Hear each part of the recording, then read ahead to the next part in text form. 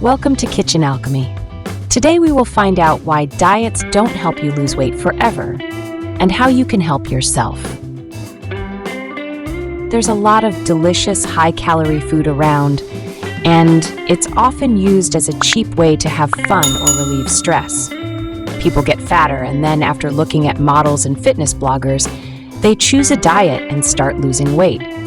A calorie deficit helps to lose about 5 to 10% of your weight and even keep it off for several months.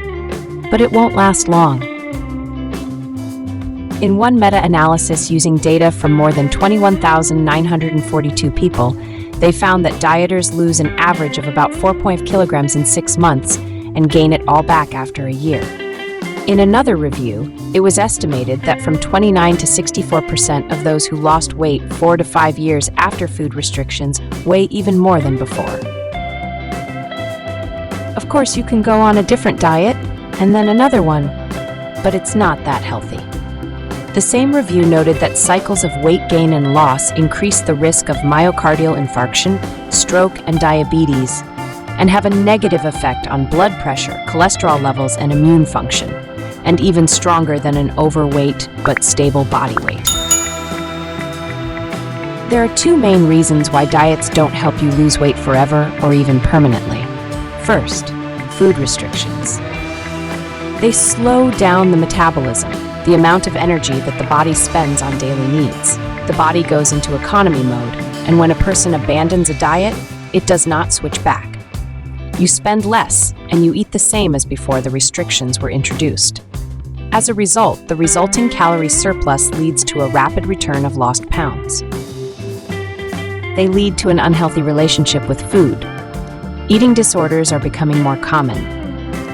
The scientists reviewed 94 studies from different countries and noted that from 2006 to 2018, the number of people suffering from them increased from 3.5% to 7.8%.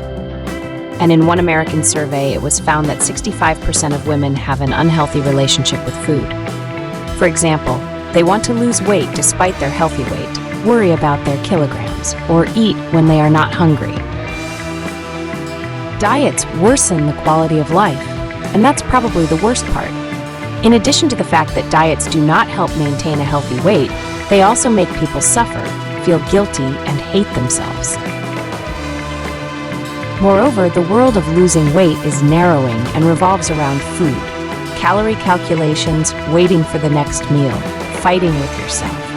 It takes away energy, increases stress levels, and makes a person unhappy. Numerous weight loss marathons seem to offer a well-thought-out program. People are calculated the caloric content of the diet and the necessary BZHU. They are asked to eat healthy foods. But they don't lead to good results either. People fall on the same swing, suffer, break down, and gain weight again. All the stories about trying to lose weight by limiting calories are strikingly similar, and none of them ends like this. I've been maintaining this diet for 10 years now without breakdowns, and I have no problems with weight and health. You can only read this in an advertisement for a marathon or another super effective diet. But this does not mean that it is impossible to change the body, and if you gain extra pounds, you will have to live with them for the rest of your days. It's just that the path to weight loss is not where everyone is looking for it. An authoritarian approach to your body doesn't work, but an attentive and empathetic attitude can help. Accepting your body and its needs helps you stay fit without any effort on your part. Of course, this is not the only way to achieve a healthy and stable weight. Everyone has to find their own, and no one will give you a 100% proven recipe. There are several general areas that are worth focusing on. Here are a few of them. Give up the prohibitions. This applies to both the total caloric content of the diet and individual foods. Inhibitions generate cravings and breakdowns, and malnutrition sets up the body and mind to constantly search for food. Therefore, allow yourself absolutely everything and get rid of the guilt about it. Listen to your body.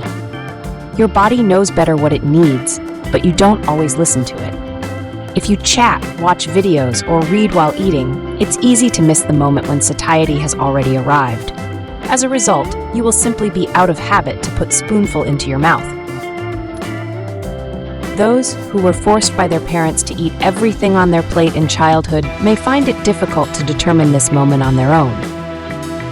Work on it. Learn to understand when you don't want to eat anymore, and feel free to throw away everything that's left. Paying attention to food will also help you understand which foods really bring you pleasure, what you want, and what you can easily give up. And don't worry that only sweets or chips will remain on the menu. As soon as you allow yourself to eat them in any quantity, the forbidden fruit will lose its appeal, and you will be able to discover many other foods that, in addition to pleasure, will also bring health benefits. Accept and love yourself. People who lose weight often think that a lot depends on their weight. Slimness promises happiness and success, while fullness leads to loneliness and suffering. In fact, appearance doesn't mean much. Your figure does not affect your personal life, does not make you a good friend, a valuable specialist, or an interesting person. Just as excess weight does not prevent you from enjoying life in all its forms. Cultivate love and acceptance. It can be difficult, especially if you are used to self-flagellation. Allow yourself to be anyone. Stop blaming yourself and being afraid of being judged. Become your best friend and a loving parent who will always support, comfort, and tell you what a really good person you are. Any positive changes begin with this. Thank you for watching. Please like, subscribe, and hit the bell. Take care of yourself and your loved ones. See you in the next video.